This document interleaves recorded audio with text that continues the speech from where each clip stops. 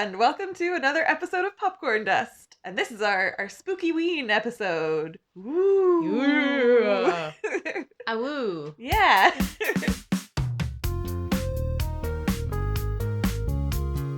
We have previously done a Halloween episode of Hocus Pocus, and we considered doing a Halloween episode of Hocus Pocus 2 because that's just come out. But we decided that today we wanted to do a film that we might actually find scary, particularly because today we've had a nice stormy day. So it was crazy lightning for us today. Yeah, it was really perfect timing. Yeah, so lightning that a wind turbine exploded. Yeah. Caught fire. If you saw that on Twitter, that's where we live. That's where we live. Like, how famous. Yeah. It was the talk of super value. So, yeah, today we are going to be talking about Dead End, which is a film that probably no one knows. You didn't know about this film. I had never heard of it, and I've never heard anyone else say anything about it. Yeah. Like, it's quite old. It's from 2004. But, like, that doesn't mean anything. I suppose maybe in 2004 people knew it. Possibly. Maybe. Yeah, I guess it hasn't attained like cult status, I don't think. Yeah, it felt older to me. And also it feels like at the time that I watched it, which I don't think was in 2004, but it couldn't have been long after that. But when I first watched it, it felt like nobody knew about it then either. Like, I feel like... Right, yeah. I feel like... Yeah, because let's calculate this. Okay. You said that you saw it when you were 16, did you say? I was somewhere between 15 and 18. I know that because I watched it with my then boyfriend, and those were the ages I had that boyfriend. So that's the only way. You were very good at dates for most other things, and for this one you're like, it's within this 3-year span of my life. Well, I think it would be unreasonable to know what exact date I watched this film that I've tried to forget so desperately. Yeah, you're right. You've tried to forget so desperately. Yeah, okay, so this is a film that I saw when I was 15 to 18 years old at one point in there. And I was so scared by it that it's the film that I have, like, since then hailed as the scariest film that I've ever seen, like, to date. And when I watched it, I was so scared that I had to sleep in my mum's room for a few nights in a row. It's very funny that you can't remember what age you were, which leads me to believe that you were 18 years old. I don't think I was 18. You said 15 to 18 and you're like, I had to sleep in my mommy's bed because I was so scared. Well, yes, I suppose. But I think it was, okay, in all honesty, I think it was when I was 16 or 17. I don't think it was when I was 15, and I don't think it was when I was 18. Okay. So I'm going to give you let's say 16. Okay. And yes, so to me, I thought this film was the scariest film I'd ever seen. Nobody else knows of it. And also there's another film called Dead End that is also a scary film. So even Googling it, like, nobody could be quite sure if it was the same one. Yeah, there's a couple of films called Dead End. One of them, I think, is from the 40s, is it? Or the 30s? I don't know. It's quite old, but, like, there's a few other sort of, like, B movies that are also called Dead End. So, like, it's not very well SEO'd. And there's a few other things where, like, Dead End is part of the title. Yeah. So, yeah, it's one of those where you have to attach the year to make any sense of the Google results. Well, why don't you, as the person who is just seeing it afresh, why don't you give the rundown of what the plot is, and including spoilers, because we don't care about spoilers here. So why don't you go ahead and tell people what it's about? It's a fairly simple plot. So it starts out, it's a family consisting of 2 parents, 2 kids, and then the daughter's boyfriend driving to go see the grandparents for Christmas. It's Christmas Eve. Oh, we're singing Christmas carols in the car. Yeah, which was so crazy. But anyway, yes. Yeah. Singing Christmas carols in the car. And there's tension among people. They're having family tiffs with each other or whatever. So relatable. Yeah, and then, like, everyone's asleep, and then the dad, like, falls asleep at the wheel, sort of, like, and the car sort of veers off the road, and it's spooky, scary. And then they get back on the road, and spookiness ensues, basically. They run into a scary lady, because she's wearing a white dress and she's holding a baby and she's not saying anything. And she has a cut on her head. She has a very fake looking cut on her head. May I just say, I remember her so much scarier. And as you pointed out when we watched this, she looked like Kesha. She's got her roots showing and everything. Yeah. Does she? I didn't Yeah. notice. I was like, this is well, so I that's why I think I felt like she looked like Kesha, because like it was that kind of mid to late 2000s thing where like it was cool to like have dark roots showing on blonde hair, Right. where like, you know, I don't really even care, Yeah. like, you know. So I think that's why I thought she was Kesha. That's so funny. I just didn't even notice the roots, and normally I would notice that kind of thing. But You were just like, yeah, I get a Kesha style vibe. I didn't notice no, that. I was busy being afraid. But I do think she looked much more like a normal woman in this than I recall. I definitely Yeah. remember a much ghostlier figure.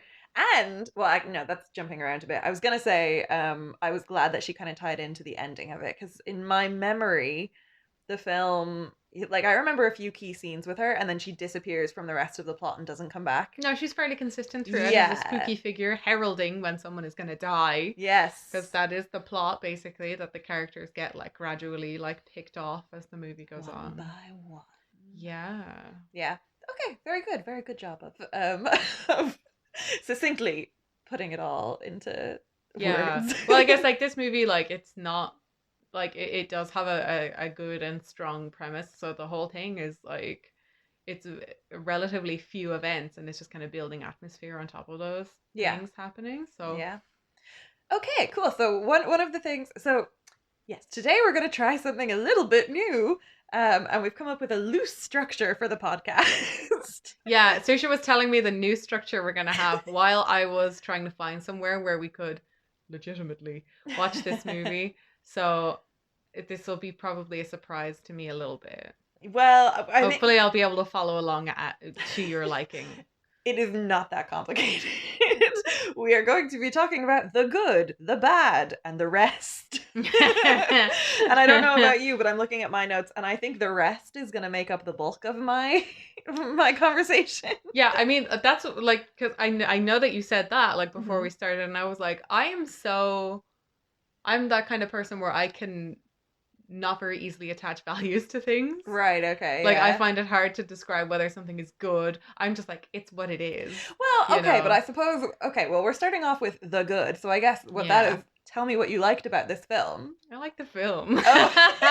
Okay, so that's good to know. You liked the film. I liked the film. What did you like about it? What I liked about it was the simplicity of it, I suppose, is something that I really liked. I feel like the atmosphere of it like was allowed to breathe with like how basic the plot was. Do you think that you liked it as a film on its own, or did you like it building upon the context of this is the film that I have always thought of as the scariest film ever, and we were curious to see, is it the scariest film ever?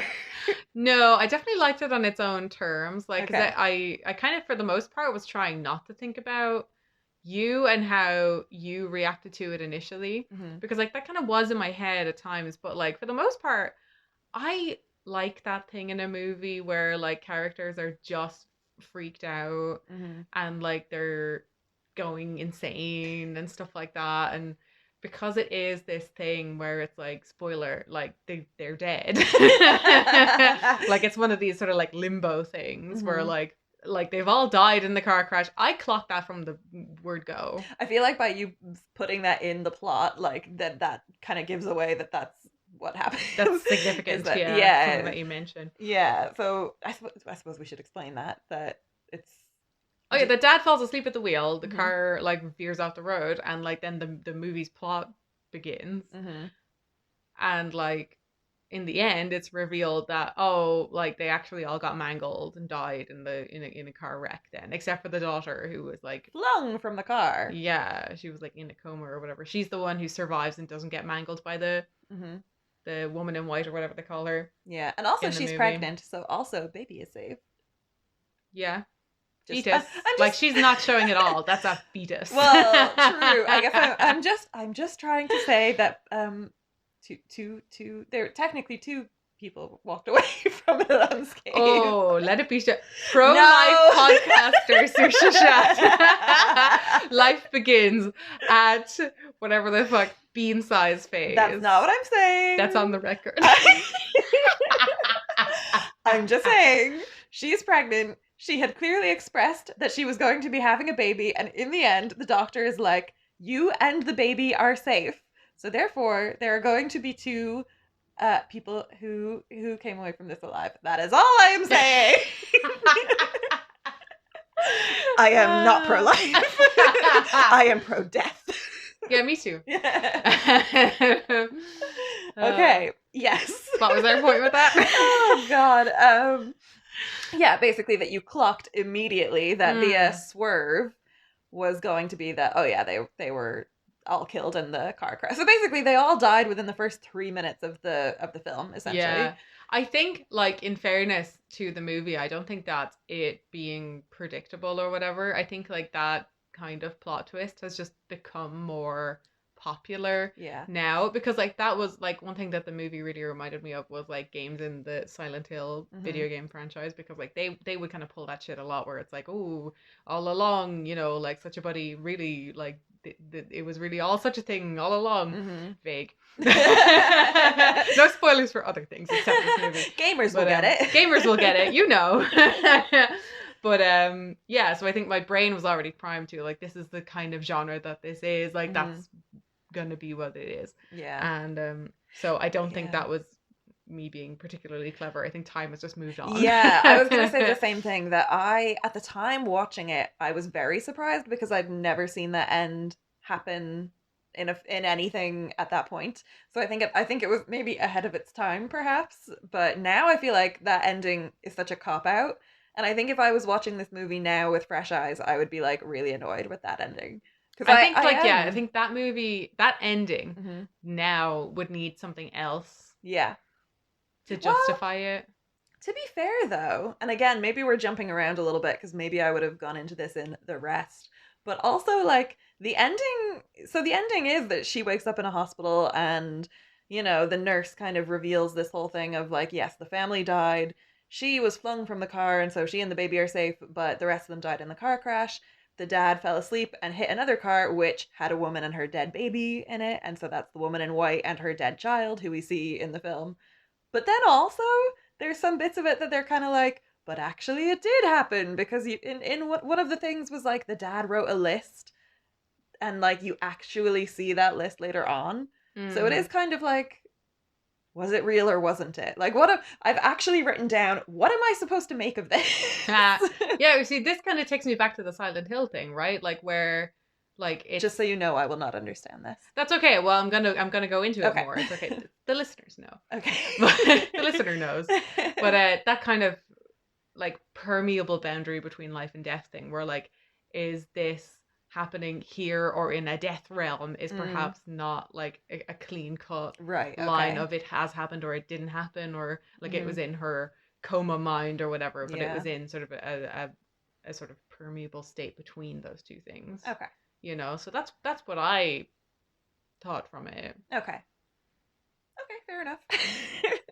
I don't really know how I feel because I don't know. I mean, it also feels a bit like where it's just like it was thrown in at the end to be like, whoa. But it wasn't just that bit. It was also, there's also this black car that comes up every time. It's basically a hearse, isn't it? Well, it's kind of, it's like a weird long car. It looks like a hearse, but it's not a hearse. Yeah, it's a vintage black car. I'm not a car fucker. I don't know like what kind of car it is. It's black and long. Yeah, basically the first two people that died were kind of seen having been kidnapped and taken away in this car. And then the car appears every time someone dies. And then at the end, you see that the guy who supposedly found them in the car crash is driving this car. And he gives the nurse a lift.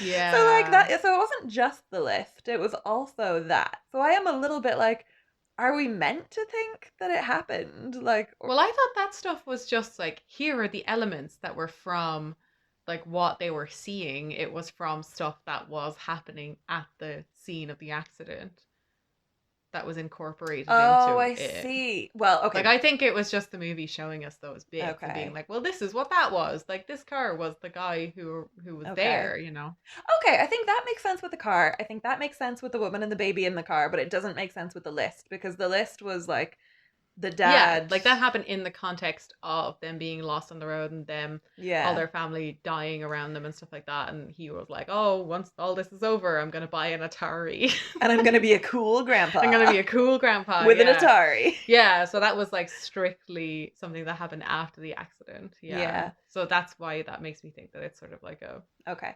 Netherrealm sort Okay. of stuff going I on. like that better. I like that better because I kind of thought it was like a choose yourself, did it or didn't it happen? But I think I like the idea of it being kind of a blurred line. Yeah, yeah. No, that's what I took from it. Okay. Oh, stuff that was good. The soundtrack Yeah. was radical. I have actually written soundtrack, but I put the soundtrack literally on the because my list is like it's literally like divided in three, and I put soundtrack on the boundary line between good and bad because I feel like it was so bad it was good. There were definitely parts where I was like, this is jarring and weird. Yeah, But like at that the kind of same adds to time, it. Like you want to like this kind of thing, you want to feel jarred. yeah, like I think it was good. Hmm. And part of that is just because like I was simply rocking out at certain parts of it where like there were parts where the beat was just funky. At times when like I feel like another lesser film Hmm. would do some kind of generic like violins being frightening or Yeah, whatever. or classical music or something. Classical music, yeah, like just kind of like, oh my god, a dramatic thing is happening, but this was like sort of funky fresh beats and I was Mm, like, nice. yeah, um and it wasn't by Danny Elfman or John Williams. I mean, Christ, yeah, like Yeah, what else can you ask for? they found a third Somebody else. composer. There's a different who composed this actually, because I think I don't know. this was made by French people. Yes, it was. That is interesting. I don't get anything French from this, but I don't know if that means anything. I guess the Frenchness in it is the sort of ambiguity of it. Right. I feel like a more American movie would be Mm, more clearly defined, you yeah. know? And it was a lot about like the interpersonal relationships of the family, Yeah. um, rather than an external force Mm. attacking them, which I feel like American movies, not to be very racist about American people, Please go on.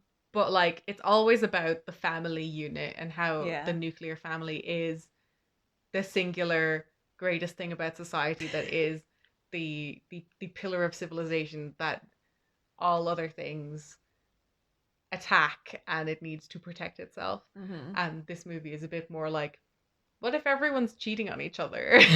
Yeah. And maybe your boyfriend is gay. Yeah, that was weird. That was like the opening like 10 minutes or something is just the little brother making fun of the daughter's boyfriend, not the daughter. Yeah, the daughter's The daughter's boyfriend boyfriend, for yeah, just making fun of him, like claiming he's gay or and we have whatever. no reason to believe that. And He has an earring, like that's kind of like 90s gay, yeah. where it's like, oh, I feel like you've summarized quite succinctly the first note which I've written, which I wrote not having the words for what I meant at all, and I wrote the words bottle episode. bottle episode. Because I love a bottle episode. I love a bottle episode of a show where it's like just the key characters and it's one setting and it's like maximizing that setting. Yeah, And I yeah. didn't know what the terms were for that with this film, but I think you've basically you just said the simplicity of it. The simplicity of, yeah, yeah. Well, I think like I always say that restrictions are good. Yeah. You know, like restricting yourself to a certain Hmm. setting or a certain limited number of characters or a limited cast or whatever Mm. is extremely good. Yeah. And even limited budget, extremely good for a Oh, I movie. think that yeah, like some of the best creative decisions are made because of restricted budget. Yeah, like thinking of one of my least favorite cinematic experiences, Fantastic Beasts 2, Oh yeah. which is something that had absolutely no restraint at all Mm. in either the creative end nor the budgetary end, and simply awful, terrible, and had no redeeming qualities in my opinion. I'm very sorry to everyone involved except for some of them. So I think, yeah, it had a limitedness Hmm. Which that was very added. beneficial. Yeah, yeah, Yeah, yeah, I think so absolutely. too. Yeah, I was as we were watching this, like obviously I was looking for what was it that really scared me about it as a kid. And I remember that there was one moment that like really, really scared me. And the rest of it I found quite scary. Like there were scenes of this that were burned into my brain and I remember them almost perfectly. But I couldn't remember what that key scary thing was that like freaked me out so bad that I couldn't stop thinking about it. And having rewatched it, I still don't know what it is. That is honestly like one thing that I was thinking of throughout the movie where I was like, at a certain point, I got a little nervous because I was like, Saoirse was so disturbed by this. Like, what's going to happen? Like, am I going to be disturbed by this? Like, is something really scary going to happen? Because, Mm. like, I have to be in work in the morning. Like, whatever about on the weekend, if you're watching a scary movie, it's like, I have time to be sitting Hmm. awake at night or to have a horrible nightmare and wake up at a weird time and like get over it and go back to sleep. I'm like, I have to be up early. Yeah. Well, But like, it kind of didn't occur. I think it might have been the dead baby because I know that when I There was a dead baby. there was Yeah. yeah, there's a moment when they pick up the woman in white and she's given her baby to someone to hold and she says, "Oh, the baby's dead," and he's kind of like laughing, like, "Haha, good one."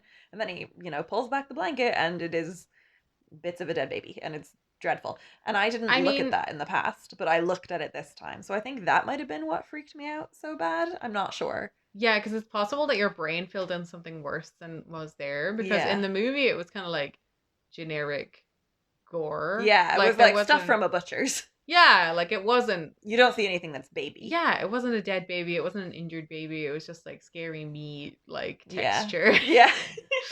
which Yeah, no, like, I know. And what I was gonna say is that I think so I was talking to my mom about this all those years ago when I watched it because I made her watch it with me after I watched it the first time because I found it so horrifying and I couldn't figure out why I found it so horrifying. Well, apart from that one bit that apparently I just blasted from my memory. But yeah, she said that she thought the reason I found it so scary was because it was my imagination, most of it. Like it was more implied gore than actually seen on screen. Because the it wasn't only very explicit. yeah, because they're so they refer to sort of off screen they have these dead bodies and they just have they have the characters looking down at these dead bodies but the camera is looking up at them so you don't see what the Yeah. body is. You get like sort of bits. Yeah. So like the first guy that gets killed is the boyfriend, and like they're kind of looking at him like, oh God, like don't look. Yeah. Child's name. She's Richard. she's a fully adult. Oh, Marion. Sorry. Yeah. Marion. Yeah. And they're like, oh my God, and like their reaction is very like alarming, Mm. and like the only bit of him that we see is like the son like pulls his phone off of him and it's got like his ear still stuck to it and it's like Yeah. your brain is just like what in the fuck like is Yeah. going on down there. Like there is those moments where it's like little bits of violence, Yeah. like it's not very explicit at all. I think like I mean gore stuff doesn't bother me generally Mm. in movies, but like the part that was like frightening was like the atmosphere of it more than anything else. Like, Yeah, the just like tension. the tension of it was really good. Like, cause they're inside the car for most of the movie, and like it just feels so tight and small, and Hmm. like the windows are always kind of half fogged up, and you can't really Yeah. see outside, and like everyone's yelling at each other, and like characters are just like fully going insane, Yeah. which is always great. Yeah. Yeah, one of the other things that I wrote down that I just wanted to commend as something good. I think I stand by this opinion. I think the mother's performance was pretty good. What do you think of the performances? I thought they were great. Yeah, Yeah. I thought Oh, they were really good. good. Good. Yeah. Okay. I particularly enjoyed the mother, but I don't know why. But Maybe she was really good. yeah. Like, what was her name? Oh my gosh, I don't Let me know. pull her up to be respectful. Mother character. Mother I don't character. Well, know I mean because the actor. oh, I have no idea. I I don't actually care about being respectful to a fake person. this is one of the few films where I don't know the names of anyone in it. Lynn Shay Lynn Shay. is Yes. her name. I don't actually think I've seen her in anything else. Also, the dad. Is he one of the first things I wrote down was is he in a Stephen King film? I feel like I recognize He's been in him. a lot of kind of horror movies. Yeah. Yeah, Ray Wise. Okay. I wonder what else I've seen him in because I'm not like a horror fiend. Yeah, I'm scrolling through. Was he in Misery? No. No. I Okay. don't think so. I just Misery and The Shining are the only Stephen King films that I've seen, I think. Right. And I just feel like he was in one of He's them. probably been in something you've seen. He's been in a lot of kind of Yeah. scary stuff. Hmm. So, You know, one thing that I really liked about the, because I'm surprised actually. You seem to be like more into this film than I was. But one of the things that I really liked about it, because I was a little bit hit and miss on the script, a little bit. yeah. Um, I think premise and all that plot really good, but just some of the dialogue between the characters I didn't fully buy. But one of the bits that I really liked was, so when the son dies, the mum goes off on this weird monologue about how the dad isn't the dad to this son. Yeah. And, you know, she had an affair with someone called Alan Rickson, not to be confused with Alan Rickman. Rest in peace. Yeah. Yeah. Um, and yeah, and that came up a couple times, and I was like, that's such a weird thing to just throw in. And I really enjoyed the piece of dialogue between the dad and the daughter when everybody else has died. And he's talking about how Alan Rickson came to him and asked his advice about, like, he's in love with this woman who is married, and she's in love with both him and her husband. And what should this guy do? And the husband advises him to go for it. And I really liked that, like, I don't know why, but I just really liked that moment where his own assholery was at his own peril. Yeah. No, I like that stuff where it's like all of their, all of their dark secrets are all like mm, dredged to the surface in this moment of mm, external stress. Like yeah. that's just I love that stuff. Yeah. That's just so delicious to me. Okay. Like as soon as your son dies, to be like, you're not his real father. And also his name is Michael, because And that's also his name is really Michael. Like, in what sense is anyone's name really anything if they didn't yeah. go by it? But like that's another conversation. Yeah, that was just to explain slightly. The mother was like, "Oh, his name should really be Michael because that was what his actual That's dad wanted to that's call what him." Alan wanted to call him. Yeah. So okay, so that's all the stuff that we liked. What did we not like? As I've already said, I was a little iffy on some of the dialogue, whereas I do think that I think the story, the structure, the plot, I think all of that really good. But yeah, I dialogue for me a little iffy at times. To some of the dialogue. What kind of dialogue? Yeah. What did you not Well, like? Tell me what so you didn't like. I okay, so the opening where you're kind of like getting to know the characters, and the son was kind of just badgering the boyfriend with gay jokes. Mm-hmm. I kind of wasn't into that weirdly. Yeah, I that is just very like it felt a that's bit very forced. yeah. I think that I kind of felt that way in the first scene as well, where I'm like, okay, well, I've seen this in a fucking movie before, where Yeah. characters are in a car. Actually, in a movie that we saw recently, that was also about someone who were they really dead the whole time? What the fuck was that movie we saw? Fractured? Fractured, yeah. Yes. Where like you have characters in a car and they're like explaining their whole deal. Yeah. Like and the kind of expository nature, like where you have characters confined to a space where they're all Mm. kind of like indirectly explaining what their relationship is Yeah. to one another and like that's always gonna come across a bit stilted, I Yeah. think. And I think that is kind of the case here. But like at the same time, I think if this is your limited premise, Mm. you kind of have to work with what you got, I agree with that, and I think that like two gay jokes would have been, because I could buy that. Like I think that's a real dynamic between a little brother and his older sister's boyfriend. Yeah, I can yeah. see a little brother being a dick and being like, haha, you're gay because you like my sister. Yeah, Like I I could can have done see with that. another slag, I think. Yeah, Yeah. exactly. I think the Yeah. fact that it was just one note and it was so many times, that if they had just changed that, if they had like changed the dialogue a little bit there to have a different slag. I agree. Get another trait for the boyfriend before he gets turned into mincemeat. Yeah. And you know what else? Like that poor boyfriend, he starts off by just being like relentlessly called gay. Then we see the girlfriend go off on a little monologue, and she's talking about, like, she's practicing She's breaking up practicing with him breaking up with him, on yeah. On Christmas. Christmas Day. And then he's immediately like meat grinding. And then he gets turned into dog food, yeah. Yeah. Hmm. Anyway, so yeah, so that's kind of an example of a few moments where it just felt a little bit off to me. But like but it was like overall it was good. It was just yeah. Yeah, it is gonna be it's limited in the level of natural dialogue that it Yeah. can deliver. Yeah. And anything else, anything that you didn't like about it? Do you have any critiques? Kesha's scar looked so fake Oh yeah. Okay. on her head. That really caught my attention. Mm, I was like, oh my god, look yeah. at this. Is this going to be what the rest of the movie is like? Makeup and like practical effects and stuff is going to be. Thankfully, it wasn't. Like the rest of it Yeah. was better, I think. Oh my God, there's a bit where she kisses the brother and She bites his lip off. she pulls Yeah. away, and yeah, and that's one of those scenes that like I remember from when I watched it the first time all those years ago, and Yeah, because that it's looked good. Yeah, I ugh, thought that looked quite good. yeah, it's terrified me. Like, how can you make that look good? And then the Yes, scar. the scar, it has that like raised edges where you can clearly see it's just stuck onto the front of her Yeah. forehead. Like, yeah, no, that was lame. I was like, come on, like this is I'm supposed to be scared of this lady and she's just like coming home from a Yeah. Halloween party. Like, fuck I you. know. I definitely think she should have looked way worse. Like she should have looked I think she should have looked I don't scarier. think she looked very scary at all. Yeah. Yeah, yeah. The scariest thing about her was that she didn't talk. It was just, they were there trying to ask her questions and she just didn't say Yeah, I'm like, anything. bitch, I don't talk. Yeah. I'm not that scary.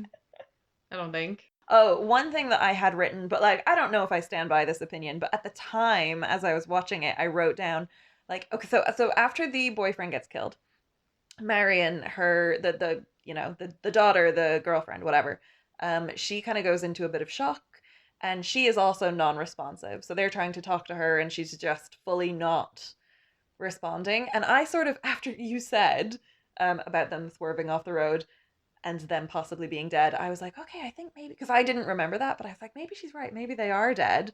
And then but I knew that she lived. I remembered that bit, so I thought, okay, maybe she's in a coma. So then I thought, well, it would be better if throughout the film she was non-responsive. She was there witnessing it all, but non-responsive. I don't know if I stand by that, but I did write that in the back because I mean, obviously the plot needed her, and like there are so few characters, you can't really have one of the key ones just be sitting there not talking for the entire thing. But I suppose at the time that she reacted by going into shock, I thought it was in response to her being in a coma, but that obviously turned out not to be true. It turned out not to be anything. Yeah, no, I'm glad that she retained being a character because I kind of was a bit worried that it was going to end up being that where it's like she's just like a lump that they have to carry Yeah, around for the movie, and I was like, oh, great, you know. yeah, yeah. And I This is going mean, to be very annoying, but like thankfully like she was annoying for some of it for when she was completely legitimately in shock. And then like became a character again, so I thought that was fine. yeah. I've also written that there was lots of hitting, and I didn't like that. There was lots of hitting, yeah. There was a lot of hitting. There was. I thought it was yeah, it was. So what was the first hit? Was it him hitting the sun? He smacked the son, yeah. I think that was the first hit because I remember taking note of that. Yeah. Yeah, and then Because then the mother smacks the daughter. and he's like, "Don't do that." He's like, what are you doing? She's clearly in Yeah. shock. I was like, you were just smacking your son around. And yeah. I think also the mom hits the son at some point as well. Oh, really? I don't remember that. And then the dad hits the daughter later on. Like, there's a Yeah. lot of hitting in That's this. when he's going mad, like, and he starts like fully punching her in the face and he knocks her out. Yeah. Oh my god, it was really funny. There were actually a lot of moments that were really funny. There were a lot of moments that were really funny, but I don't think this bit was supposed to be funny. The bit Uh-huh. where the daughter like fully like blacks out and goes ragdoll mode after seeing her boyfriend's corpse. Yeah. And like then the son like carries her away and she's there like I was fixated on her, like she was going in the background, like, and other stuff is happening in the foreground and I could just see her with like her arm like windmilling as she's just like fully like a sack of potatoes as the son is trying to drag her into the car, and I was like, what the fuck is happening over there? You're right, that was not meant to be funny. It was so funny and I was just there like, scary movie, concentrate. I was really surprised by how much of it was so funny. Like, I laughed out loud a good few times, and I was not expecting that. I suppose it's because the tension is so high that it was like you're on the edge of your seat, and then when something funny happens, it's just, I don't know. It was almost like I felt it more than if it was just a romedy. A romedy. A comedy, a rom-com, or a comedy. Oh yeah, like, because that's why like the horror comedy genre is a thing, because like you can kind of like you can build tension that way and then Mm. break it with Mm. comedy, because like people are like running at a higher, you have that kind of reactive urge to laugh or to scream or whatever. Like Yeah. it does trigger you to laugh more easily when you are watching a scary Mm. movie. That is not a genre that I am familiar with. What? It is one that I have very much so avoided. American Werewolf in London is one of my favorite movies. Have we not watched that together? Is that a horror comedy? Yeah. We have watched it together. I don't remember much about it. You don't? I remember that I Funny. had a crush on you and I was like, okay, we'll watch this film. You were just looking at me. Yeah, exactly. Yeah. On the back of the whole, there's a lot of hitting in this film. I also wrote, there's a lot of drinking and driving in this film. There is a moderate to high amount of drinking and driving, yeah. But The of dad course, just chugs stuff. there actually isn't, because none of that really Because happened. he's dead, yeah. He just fell asleep fully sober while driving. Yes, but the daughter thinks of him as a drunk driver. Yeah. I also wasn't crazy about the fact that there are two or maybe three monologues in this. Like, I'm not like, I don't really enjoy like when a character is on their own talking to themselves. Like, it feels very forced, so like when the daughter was walking along and she was like, practicing breaking up with the boyfriend so that we know that she was about to break up with the boyfriend, it was very like, well, this is a moment in a film. People don't actually walk alone and practice breaking up out loud in the middle of the road in the middle of the night. So I didn't enjoy that. There was also a monologue where the son was saying, he was giving us some exposition of some kind. But again, it was characters on their own talking to themselves, and I don't enjoy that. Yeah, you see, I didn't even really like take too much note of that. Like, I know the scenes that you're talking about, but they didn't strike me as odd because now nobody think poorly of me for this. I talk to myself all the time. If I'm alone in the house, if I'm alone in the street, if I'm alone anywhere, I'll talk to myself. If I'm with the dog, sometimes I'll just talk to them like they're a person. That's different. That's talking to dogs. People talk to dogs all the time. Well, you see, you have talking to dogs, where you're saying words the dogs understand to communicate things to them. And then you have talking to dogs. You have three types of talking to dogs, sorry.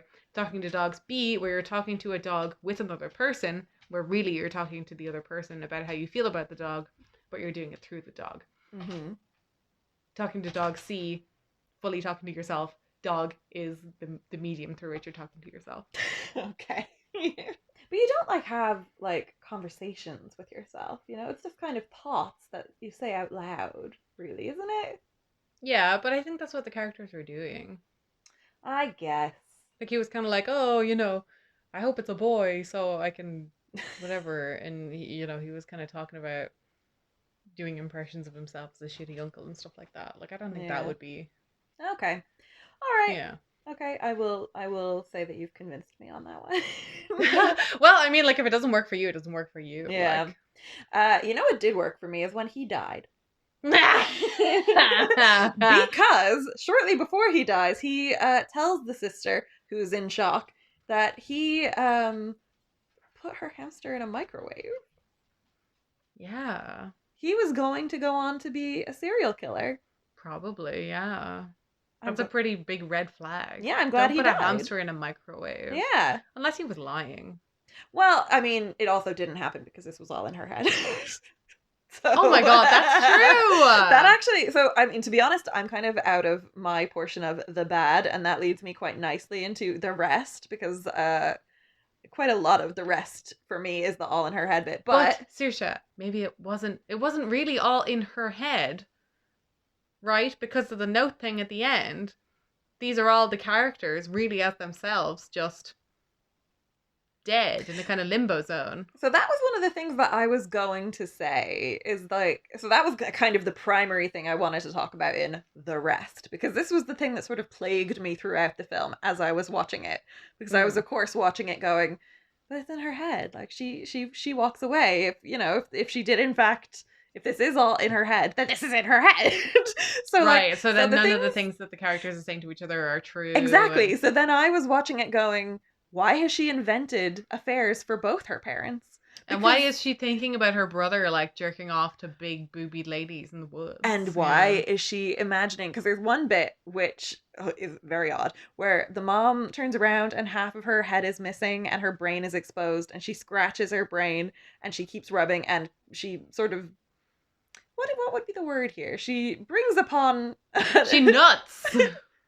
I wouldn't understand that term except for context. she masturbates with her brain. Yeah, but what's the word? She's something. Fingers her brain. No, hold on. I'm trying to come up with an actual word here. She's something's an orgasm. What is it? Simulates would be like faking it. Stimulates. Sorry, that's what I was looking for. She stimulates an orgasm through fingering her brain. And why is that in the daughter's head is what I want to know. Yeah. Yeah, I think having predicted the ending or having known the ending from previously watching it really like changes the way you watch this film. Because because suddenly the mom is making herself have an orgasm with her brain exposed, and you're like, well, why is the daughter picturing this? Because for me, it was all in her head. Right. Yeah. Yeah. No, I wasn't interpreting it like that really. Like, 'cause I think that. Well, you hadn't had the confirmation of it being all in her head at that point. No, but even in retrospect, okay, I don't think of it like that. Okay, I do think of it as all being. The characters just being dead in this kind of like so it's all true Twilight realm, but it's also not. Yes. I don't know if I can get on board with this. It's too airy-fairy for me. You're a bisexual person. What's You're like, that? it has to be one or the other. Are they alive? Are they dead? Is it real? Is it fake? How about take it easy? Okay, well, that was the primary thing that I wanted to discuss as my concluding part of this, because it was just weighing on my mind. Because she invented, conversations about, well, okay, you're saying she didn't invent it. It was all real. But she invented conversations between her parents about, like, the dad not pleasing the mom in bed. And she was like, I know that you've not been able to please me, or I've not been able to please you, but as soon as we get out of this, you're gonna... Yeah, there was a lot of sex stuff for it being in her head. Yeah, because when the mom kind of, like, went a bit crazy after the son died, she was in kind of shock, and then, like, she kind of became filterless, and she was talking to the dad, like, I know that you were humping whoever... Sally something or other. Very, it's very efficient to have an affair purely on your lunch break also. Okay, so we should have put that in the good column. Good idea, film. No, I mean, no. That's too efficient of a lifestyle. I can't get on board with it. It's too optimized. It's too optimized, yeah. I'm like, my lunch break is for sitting down. Also, you work from home. So the only person you can have an affair with is me. That's kind of hot. My wife isn't home right now.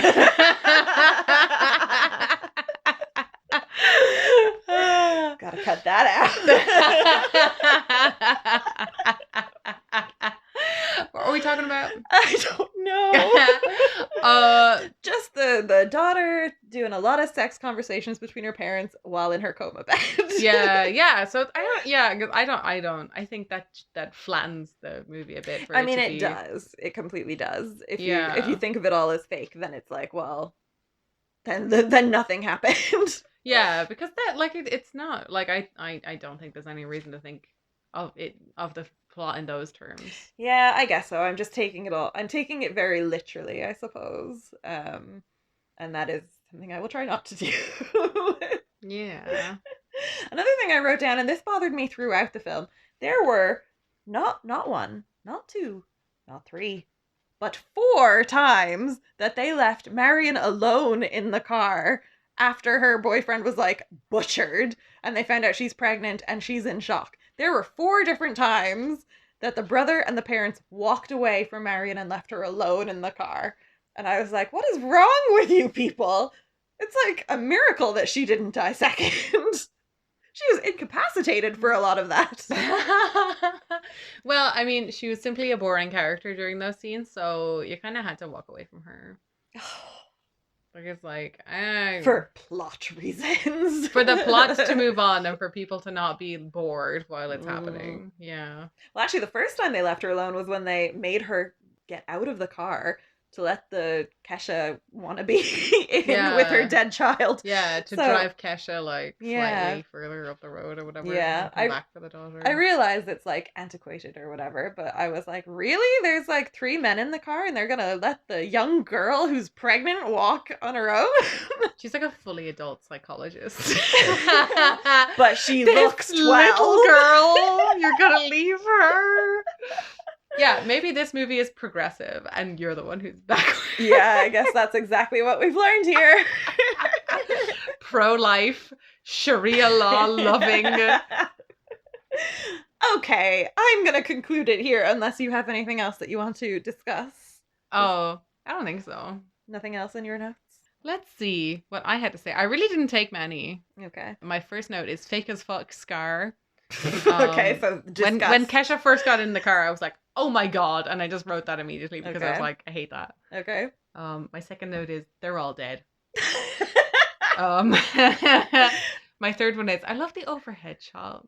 Oh, yes. Those are beautiful overhead shots that haunt me to this very day. They're It's- really good. Yeah, but we drive through Glen of the Downs, which is a nature reserve. Is that Mhm. correct? I was like, should it be preserve? I think they do call it a preserve. Okay, yeah. a nature reserve / preserve. So there's no lights and it's very, very dark, and we drive in the dark through it to get home all of the time. And I always think of this film as we go through there. Well, just don't stop for any ghostly beings. That's the moral of the story. And also, like, that would be more if we were driving through, like, the Wicklow Mountains or something. Like, because the Glen of the Downs Road is, like, a full-blown motorway. Yeah, but anytime that, like, there's very few cars in it yeah, at night. dead of night. Yeah. I Yeah. can see why that would be scary. Yeah. So, yes, this film has haunted me. The only time I've had that feeling was when we were on the tour bus in Iceland going to the Northern Lights, and like Ireland, like in the country at nighttime is dark. Iceland in the country at night is a different level of dark If altogether. your eyes are closed, your eyes are sewn shut. Yeah, it's like you are under the bed at 4 a.m. Yeah. on a moonless night. Yeah, Yeah. no, that's the only time where I was like, what if like someone else in a car decided to kill us all? Like, who would ever find us? Yeah. Good question. Yeah. But I'm not, that's not, I don't think I'm in a car enough to have that be one of the fears that I have. So this doesn't play in like any of my primal fears that I have. Yeah. So like, I didn't find it like that scary. I found it, I enjoyed the atmosphere. I found it very tense. But it would not be, I don't know if I was a 16-year-old child, little baby, if I would have been traumatized and sleeping in my mommy's bed about it. We were very different 16-year-olds. We were. Oh my god, can we shame you slightly? Oh god, okay, go on. It was just that there's a scene. There are two, as we mentioned earlier about the brain masturbation scene, which like Saoirse said during that, she was like, I don't know if I would have known what that was when I watched this movie first. And I'm like, okay. No, I know for a fact I did not understand that bit. Yeah, okay. Yeah. Well, I mean that's valid, because she's touching her brain. Like that's not typically what you would think of as being something sexual. I can see a person perhaps that going over their head, especially if they were younger or whatever. However, there is an earlier scene towards the start of the movie where the brother is just fully masturbating to a picture of a topless woman. Mm-hmm. And Zeus just like, I don't think I knew what was happening there. I'm like, what do you mean you don't know what was happening? How old were you? My memory is that he went into the woods to pee. And I don't know for sure. Like, maybe I watched it and I understood it. But I don't know that I did. Because I know that a lot of my sex ed came from Friends. As in Friends, the TV show. Yeah, because if it came from friends, like real people. You might have known more. No, I had one friend and she was a prude, and I asked her one sex question once and she wouldn't tell me. So then I beg stopped. of you, please tell me what the question was. I asked her what did I say? What is a 69? What is 269? And she wouldn't tell me. What's 2 by 69? Yeah. Exactly. She had said to me on the phone, like, I forget why, but whatever we were talking about, she was like, look, if you have any sex questions, you can ask me. And I was like, okay, I have one. And she was like, oh, I'm not telling you that. That is so funny, because that's not even that bad of a thing. Maybe she didn't know what it was and didn't want to say. That is possible. Yeah. That is a very, like, you know, child thing to do. Yeah. I remember also when we had those, like, I remember sex ed talks where they'd separate the boys and the girls, and we would talk to a girl teacher and the boys would talk to a boy teacher, and we all got to write questions on pieces of paper, and, you know, the teacher would read them, and, you know, none of us had to be ashamed. And I remember I didn't have a question, but we all had to write a question. So I think I wrote, like, what does it feel like to put a tampon in, or how do you put a tampon in, or something like that, because I didn't know enough to know what questions to ask. Right, I was horrified by the caliber of my friends' questions. What is the best fellatio technique for a circumcised penis? However, and you're like, what do any of those words mean? However, there was one question that I was like, finally, somebody who's nice. Somebody was like, how do you know when you're in love? And then after the talk, and she was like, what question did you put in? And I was like, I was the tampon one. What was yours? And she was like, I was the love one. Oh my God. And that's your friend that you're asking sex questions of? No wonder she didn't know what 69 was. Oh my God. My sex ed, I don't know if is this something I feel like I talk about this all the time. My sex ed in primary school in 6th class when I was 12 was purely Catholic. Yeah. And I remember so vividly this woman telling us, condoms do not work. She said, they don't work. They do not work. Like, she emphasized it. And I remember as well, my second most vivid memory of this is one of the girls in the class explicitly asking her, what about gay people? Yeah. And this woman, like... It's like, what are those? She had a canned answer, right? Like, so she was, like, basically pivoted to telling us not to, like, bully people for being gay. Right, okay. So, like, she didn't say anything about, like, the morality of being gay, whether, like... Because, like, her whole point was, like, don't have sex outside of marriage. Yeah. And this was at a time... children existed where gay people couldn't get married. Therefore, they couldn't have sex. Therefore, you couldn't, and, you know, thank God sex was legalized in the year of our Lord 2015 or whatever it was. 2014? I don't know, like a decade after this film was made. Yeah, anyway. Completely gone off the point. Yeah, well, to conclude. Saoirse still to this day doesn't know what 69 is. I want to finish up with 2 questions. One of which is... What is 69? Sorry. You're fired. You are not allowed on the podcast next time. And we're going to watch a very sexy film next time. That wouldn't be funny to make sexy jokes about. No, it wouldn't. That would just be like, oh, that's just what happened in the movie. If you could have saved one of the characters in the film from certain death, who would it have been? Obviously, you can't say Marion because she lived. She did live. If I could have saved one of them. Yeah. One of them can live.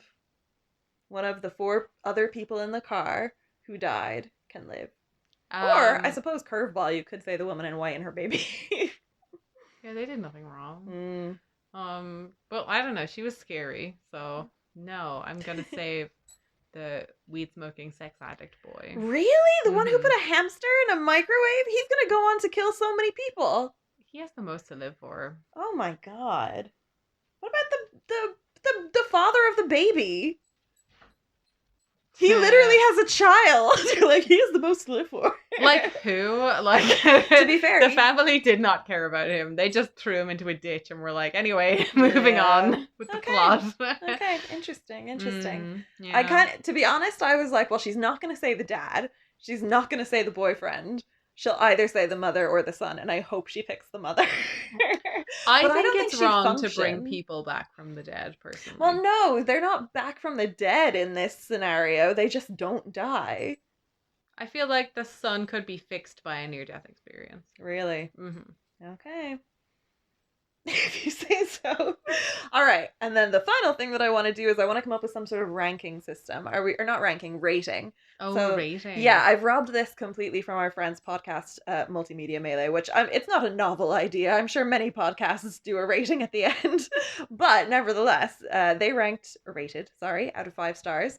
And I was like, we should do that. We should do some sort of rating. So, how would you like to rate it? Would you like to be out of 5 stars, 10 stars, 100 percentage? What do you want to do? Hmm. Tomatoes. I think numbers are hard, right? Okay, so what letter would you give this? I think numerical value is hard. I think the way. Oh my god. Oh, wee. Did you not like the movie? That was our dog slash dinosaur. She's like, numerical value is the only way to determine whether a film is good or not. I don't know if the mic will even have picked that up because it's a directional mic, but anyway. Yes, go on. What would you so you don't want to do numbers?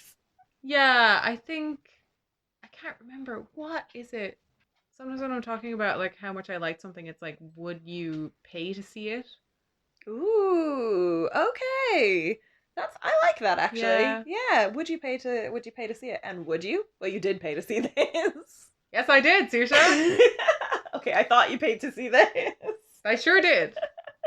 Okay, well, hypothetically, would you recommend it to someone if you knew they had to pay for it? Would you tell them it's worth it? Yeah. Okay. All right. Yeah, because I think if it was, because obviously it's an older movie, if it had like a rescreening somewhere at any point, I'd be like, oh yeah, go on, it's worth it. It's worth a try. Yeah. Okay. Okay. I'm gonna go with numbers because I find that easier. Sure. Yeah. Okay. I'm gonna. So let's see. I could go with out of 10 or out of 100. I know that it's going. If I go with out of 10, it's going to be like a point and then 2 decimal systems situation. So I might as well go with the 100. I think I would give it. I mean, for me, it's a high C film. I think. Really? I think so. Mm.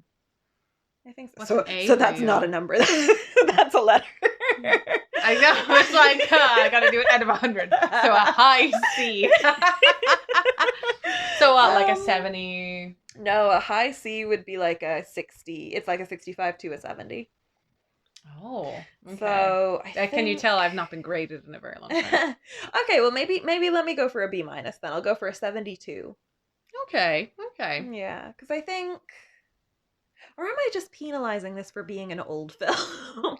You see, not to like backtrack too much, but I Mhm. think the parts that I really liked about it is that it was an older film. Mm. I feel like some of the stuff that I don't like in newer films was absent in this one. Yeah, true. So like even though it was a film that was set at night, it was in a very dark setting. Like you could still clearly see everything that was in frame.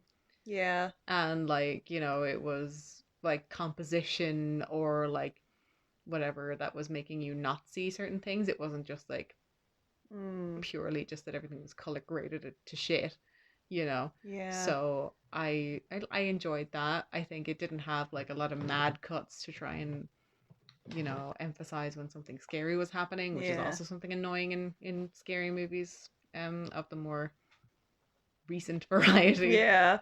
uh I can't really like put my finger on. To be honest, I think the only thing really that I had a problem with was there were some bits of the script that I really felt a bit wrong about. But actually, I think now that I'm trying to actually grade it, I don't know what else I would take away marks for. So maybe it's more of a. I think you've talked me around a little bit. I think this is more of a B for me. So Okay. maybe I'll put it. What did I say? A 72 before? Let's put it at a 75. Okay. Okay. And I would put it as I would recommend it to a friend. Okay, well I think we did a good job. Yeah. Yeah. Okay. All right. Well, yeah, so that's our Halloween episode of Whoa. Popcorn Dust.